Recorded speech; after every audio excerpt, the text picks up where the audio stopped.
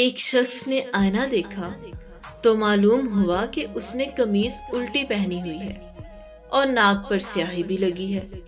آئینے کا کام تھا دکھانا، سو اس نے دکھا دیا۔ اب کیا وہ شخص آئینے پر خفا ہو گیا کہ اس نے کیوں اس کی خامیوں سے آگاہ کیا؟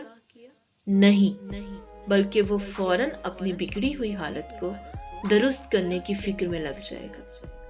یہی مثال ان لوگوں کی ہے جو ہمیں ہمارے عیبوں سے آگاہ کرتے ہیں، پھر ہم ان پر کیوں ناراض ہوتے ہیں؟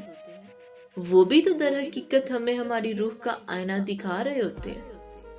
بجائے ان پر غصہ ہونے کے، ہمیں ان کا شکر گزار ہونا چاہیے کہ ان کے دکھائے کسی آئینے کی بدولت ہمیں اپنی غلطیوں کی اصلاح کا موقع مل رہا ہے۔